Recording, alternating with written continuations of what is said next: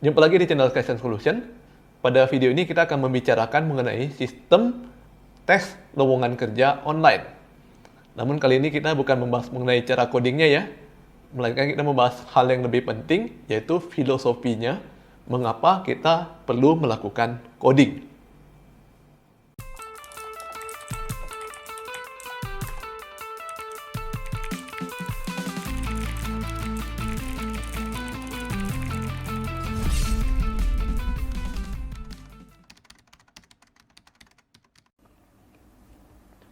Oke, pertama kita lihat dahulu ya, sistem tes lowongan kerja online yang dimaksud di sini adalah situs buatan saya sendiri, yaitu skysensolution.com.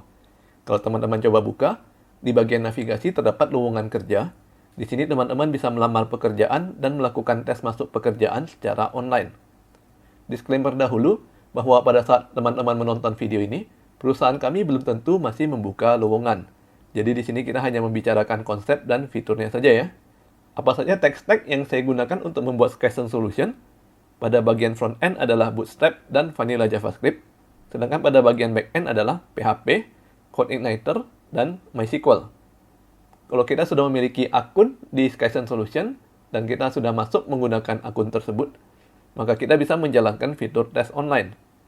Pada bagian awal, kita diminta untuk melengkapi informasi terlebih dahulu. Setelah itu kita bisa langsung mengerjakan soal pilihan berganda. Dan yang lebih enaknya lagi dari tes online ini adalah, pada saat kita selesai mengerjakan semua soal, kita bisa langsung mendapatkan nilai hasil tes. Dan nilai ini juga dikirimkan ke email.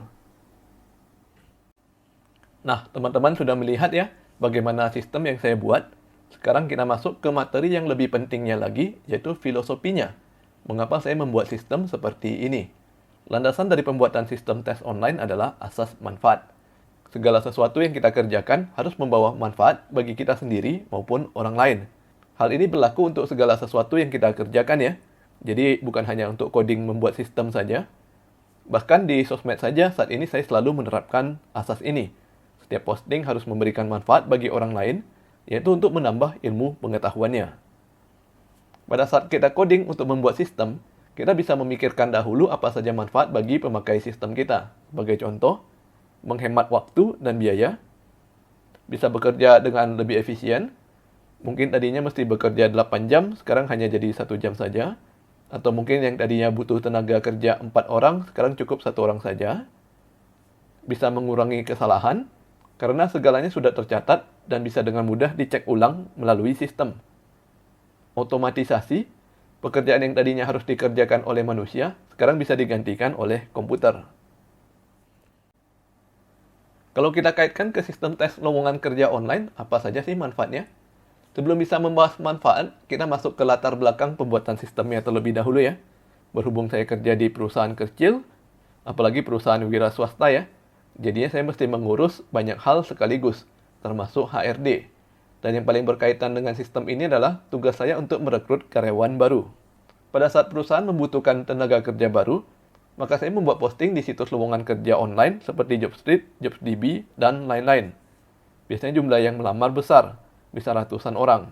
Tergantung dari pekerjaannya juga. Kalau pekerjaan yang umum seperti akuntansi dan teknisi, pelamarnya bisa 300-an. Dengan pekerjaan yang lebih rumit seperti programmer, jumlah pelamarnya seratusan. Nah, sebelum memiliki sistem tes online, pelamar pekerjaan ini harus saya panggil dahulu ke kantor untuk interview tahap pertama. Biasanya di tahap pertama, saya meminta pelamar untuk mengerjakan soal tes yang berkaitan dengan skill teknis yang dibutuhkan. Setelah itu, hasil tesnya mesti dicocokkan ke kunci jawaban untuk penilaian, dan semua proses untuk melakukan tes dan menilai hasilnya ini memerlukan waktu sekitar 1 jam per pelamar pekerjaan. Dan berhubung ada batasan jumlah ruang pada kantor, maka saya hanya bisa memproses 4 pelamar secara bersamaan. Berhubung saya mesti menghabiskan resource yang cukup besar untuk setiap pelamar interview tahap 1, maka saya mesti mengeliminasi sebanyak mungkin jumlah pelamar hanya dari informasi yang saya lihat dari CV online-nya saja. Di sini biasanya saya langsung menolak orang yang tempat tinggalnya jauh dari kantor dan background pendidikan dan pengalaman kerjanya tidak sesuai dengan lowongan pekerjaan. Dengan proses penyaringan seperti ini, mohon maaf bagi teman-teman yang belajar programming secara otodidak. Secara otomatis langsung ditolak tanpa ada kesempatan untuk interview tahap 1.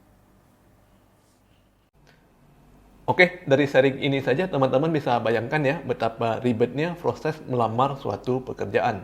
Perusahaan kami hanya perusahaan kecil, namun pada saat kami membuka satu lowongan pekerjaan saja, yang melamarnya bisa ratusan.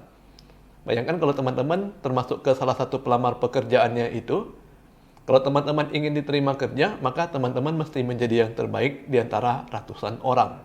Oleh karena itu, lebih baik teman-teman merencanakan sejak awal di masa depannya ingin menjadi apa. Kalau misalnya ingin menjadi programmer, maka ambillah kuliah jurusan IT, kemudian melamar kerja langsung menjadi programmer. Jadi kalau kita melihat ke CV-nya, riwayat hidupnya merupakan suatu garis lurus. Mulai dari pendidikannya, pengalaman kerjanya, semuanya merujuk ke programmer. Jangan membuat hidupnya menjadi garis yang berliku-liku. Misalkan pendidikannya adalah akuntansi, kemudian pengalaman kerjanya sales, dan sekarang melamar jadi programmer. Nah, itu sulit untuk diterima. Oke ya, jadi dari latar belakang tadi, permasalahan paling besar yang saya hadapi adalah banyaknya waktu yang diperlukan untuk memproses interview tahap 1, yaitu 1 jam per pelamar. Jadi saya membuat sistem tes online agar proses interview tahap pertamanya bisa dikerjakan oleh sistem dan bisa dilakukan secara online. Setelah sistemnya berhasil dibuat dan diterapkan, berikut adalah manfaat-manfaat yang saya dapatkan.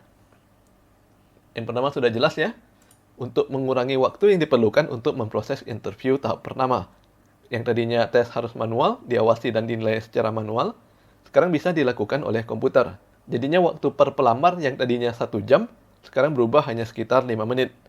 Saya hanya perlu menghubungi pelamar kerja, membuat janji interview, dan mengirimkan link untuk tes online-nya. Yang kedua, karena proses interview awalnya menjadi gampang, saya bisa memanggil orang lebih banyak untuk diinterview. Kalau tadinya saya mencari programmer, saya hanya menerima yang pendidikan dan pengalaman kerjanya berhubungan dengan programmer.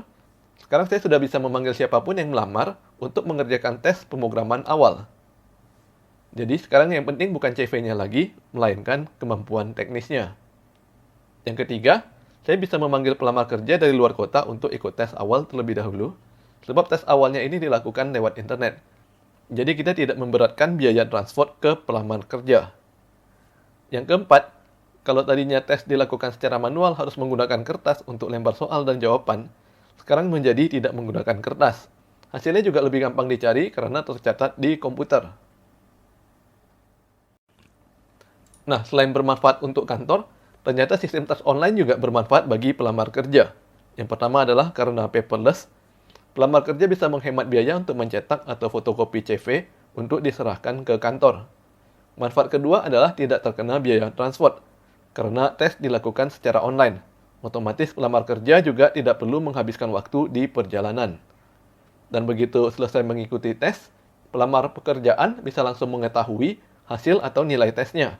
Nilai juga dikirimkan ke email sebagai bahan referensi di masa depan. Jadi kalau pelamar pekerjaan merasa nilai teknisnya masih kurang, bisa belajar lagi di bidang tersebut. Selain memberi manfaat, sistem tes online ini tetap memiliki sisi kekurangan juga ya. Pertama kita lihat dari sisi pelamar pekerjaan ya. Pelamar kerja mesti menyediakan sendiri koneksi internetnya. Kemudian pelamar kerja juga mesti menyediakan alat untuk ikut tes online.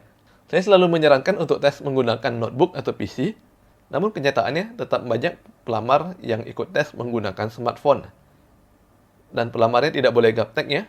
Kalau pelamar kerja sampai menjawab tidak ngerti cara tes online-nya, berarti tidak bisa ikut tes. Namun kekurangan-kekurangan ini seharusnya sudah tidak menjadi masalah bagi pelamar pekerjaan, terutama bagi yang ingin bekerja di bidang IT. Sementara kekurangan bagi kantor masih tetap sama dengan kekurangan terakhir ya. Sistem ini tidak bisa digunakan oleh orang yang gaptek. Jadi tidak bisa digunakan untuk lowongan kerja tertentu, terutama untuk jabatan yang tidak berhubungan sama sekali dengan IT. Sedangkan kelemahan keduanya adalah tidak bisa mencegah joki. Jadi pelamar masih bisa menggunakan CV palsu, kemudian meminta orang lain untuk mengerjakan tesnya. Oleh karena itu, kantor masih harus tetap melakukan pemanggilan untuk mengecek ulang data pada interview tahap berikutnya. Kita masuk ke bagian hal-hal yang masih bisa dikembangkan agar sistem tes online ini menjadi lebih baik. Yang pertama adalah kita bisa menambahkan timer sebagai batas waktu pengerjaan setiap soal. Misalnya kalau timernya habis, maka pelamar dianggap tidak menjawab atau dianggap memilih opsi yang sedang terpilih. Yang kedua, pada tes manual, kita bisa loncat ke soal berikutnya. Kalau misalnya kita ketemu soal yang sulit, jadi kita ada pilihan untuk mengerjakan soal yang mudah-mudah terlebih dahulu, dan terakhir kita kembali lagi ke soal-soal yang kita skip karena sulit. Namun kalau di tes online yang sekarang ini, masih belum ada pilihan untuk skip. Jadi pelamar dipaksa untuk mengerjakan soal secara berurutan. Sedangkan yang ketiga adalah belum ada pencatatan jam berapa pelamar kerja mulai mengerjakan tes. Sebenarnya ini penting bagi saya untuk mengetahui apakah pelamar pekerjaan on time atau tidak. Namun berhubung sistem tes ini masih dibuat tergabung dengan situsnya skysolution.com, maka tidak bisa dilakukan. Misalkan kalau saya telah membuat janji interview untuk besok pukul 3 sore, kemudian saya langsung mengirimkan link untuk tes online-nya, pelamar pekerjaan bisa langsung mencoba membuat akun baru dan mencoba menjawab soal tesnya. Jadinya waktu yang tercatat di sistem adalah sekarang, bukan besok jam 3 sorenya.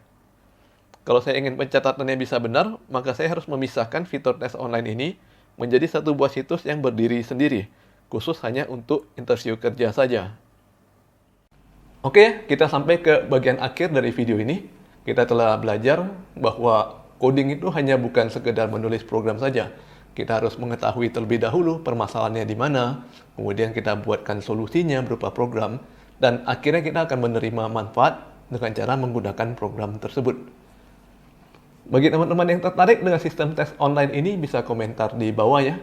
Setahu saya perusahaan-perusahaan besar sudah menggunakan sistem online untuk rekrutmen, dan terutama karena mereka memiliki uang ya, mereka bisa membayar programmer untuk membuat programnya, atau mereka bisa membeli program jadi. Namun untuk perusahaan ukuran menengah dan kecil, kemungkinan masih menggunakan cara manual untuk rekrutmen. Jadi kalau banyak yang tertarik untuk menggunakan sistem seperti ini, nanti bisa kita kembangkan lagi sebagai software as a service. Terima kasih bagi teman-teman yang sudah menonton video ini sampai akhir. Jangan lupa dukung kami dengan cara subscribe dan like videonya. Saya pamit dahulu dan sampai jumpa lagi di video berikutnya.